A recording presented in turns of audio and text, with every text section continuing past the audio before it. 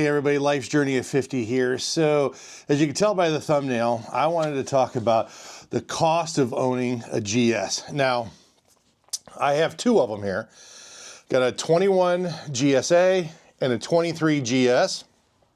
And if you have followed my channel for a while, you know that my 21, I do mostly all my BDRs and stuff with this one. This used to be the workhorse. She's got 60,000 miles on her. This in the 23, I turned this one into mostly my dirt bike off-road, if you guys have seen some of that stuff. It's got 3,500 miles on it in the last 12 months. All 3,500 of them, probably 3,200 of them are roughly off-road, heavy off-road. So just kind of give you guys an idea there. What I wanted to do was kind of tell you what's the cost of owning these. Now, before I get into all the numbers, a couple of caveats. One, I ride off-road a lot. Again, 60,000, 3,500 miles, heavy clutch use, heavy off-road, throwing the bikes around, stuff that probably 85, 90% of GS owners don't do to their bikes, period. And which, when you see this, you guys will be like, holy cow. And I'll walk you guys through some of this stuff. But let's start off. So just in my ownership, now I've had this bike since March of 21. So now we're coming up on, 4 months shy of 4 years of ownership. So just maintenance alone on this bike, and again, I'll share all this stuff with you as you guys will see.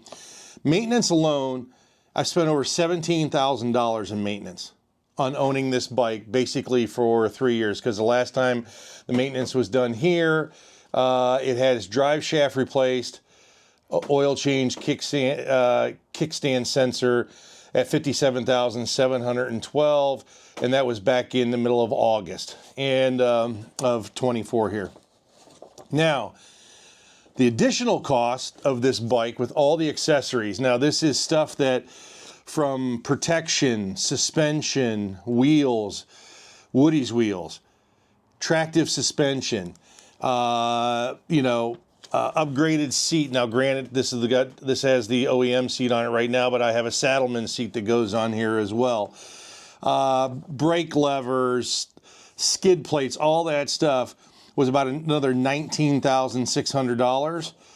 And so the overall cost of just putting this bike together and the maintenance over the last 3.5, almost 4 years is $19,650.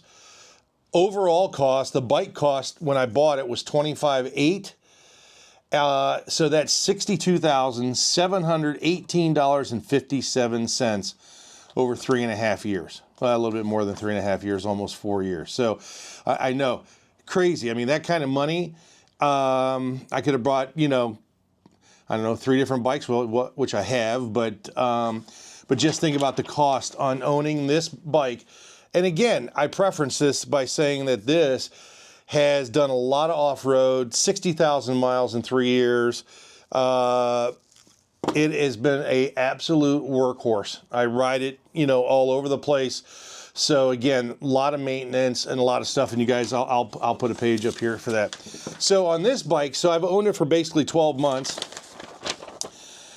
This bike has cost me roughly, just in cost, just for maintenance, $4,247, 3,500 miles. Now, granted, I had to put a new clutch in here. That cost $1,800 of that. But, when you have first service and tires and,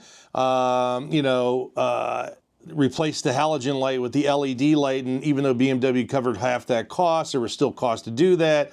I did another oil change because I feel that I ride this thing so heavy off-road that it needs change. So I had that done like 2,300 miles. So this is 4,247 and just maintenance. Additional cost, I had the Touratech Evo suspension and steering dampener put on here. Obviously all the protection, skid plate, foot pegs, all from Black Dog. And although that Black Dog is a sponsor, I don't get all that stuff for free, so it is coming out of my pocket. But new clutch levers, new gear shift, brake levers. Again, a couple of different sets of tires on this thing already. $8,800 there. So basically, I've put about $13,200 into this bike already on upgrades and everything goes into the bike. So, and this bike cost me at the time it was $23,500. I think it was $23,500, and so it's a lot of money to do these bikes. So when you're thinking about 13 plus 23, you're at what, $36,000 into this bike for 1 year, and I'm at almost $63,000 in 4 years for this bike. So that gives you an idea of the cost. Now, again, if you've seen my channel, if you've seen what goes on, there's just a lot of off-road wear and tear, which most of you, 85–90% of you, don't barely ride a gravel road. And it's no offense to you guys. Most GS owners, they're long haul, long touring bikes. They get on them, they, put a pair of street tires on and they chew up the miles on the highway. And I don't even think most people average only maybe 5,000 or plus miles a year on their bikes anyways. But when you're talking that you're putting these kind of miles on, or heavy off-road miles, and you're really putting it through its paces, a lot of wear and tear on the GSs, and they're not cheap, folks. I've obviously had some different bikes, but just a BMW ownership in general is expensive. And a lot of people have asked me, well, why aren't you getting a new 1300 or whatever? Well, a couple of reasons. One, I don't particularly like the new GS, the regular 1300 GS. I've ridden it a couple of times, had a chance to both ride it on the street and off-road recently, and didn't find it much different than what I have here. People talk about the weight difference. I didn't feel it. I thought, now granted, with my upgraded suspension on here, it was pretty equal. I still think this suspension was better than what was on the GS suspension. So I don't find that much difference there, because even when you add all that other stuff up on a new GS, it's really not that much lighter than this one. Now the GSA I have not ridden. It looks a lot better in person, I have to tell you. I've been around it probably 3 or 4 times now. But it's a lot better looking. But the weight difference on that's definitely no different than this one. And this one's already customized to me and everything else. So there's no sense in me making that upgrade, especially with the investment that I've put into these bikes. So no offense to that, but I don't know if I'll be buying a new 1300 anytime soon or in the near future, just because I have 2 solid bikes right here for me. But I wanted to share that with you because if you're planning on owning a GS, it's expensive. You break a piece of plastic or, any one of these things up in here. I mean, let's just talk about this. I've broken a windshield, and to replace a windshield is $210, and that was back in January of 22, and I'm sure that that's gone up at least $100 or more on a windshield. I will say this, clutches, folks. You guys might say, oh, how can you tear the clutches up? I've had 2 clutches put in this one in this one already. The clutches are not that great with the BMW. The torque, especially when you're riding heavy off-road, constantly engaging with the clutch, between the torque and obviously the power of the engine, and you're trying to play, it's not a great clutch for off-road. Even though they say they're enduro, I mean, can ride them off-road, they're not. The clutches are not made for heavy off-road. Ask the mechanics, ask people that really ride these things off-road, they'll tell you the same thing. They'll go through clutches quite a bit. Even the police departments will go through, if they're riding riding BMWs, will tear up the clutches on their RTs and stuff like that pretty good. So that's one thing. So if you're riding off-road, if you're not riding off-road and you're not doing any of the, constantly feathering the clutch and all that stuff, yeah, no problem. Those clutches probably will last you 30, 50, 70,000 or more miles before the clutch goes bad in them. So that's a big difference there. So there's extra cost in running them off-road. The clutch pack, I went back and looked at this. I had a new clutch pack put into this one. This was back in last summer.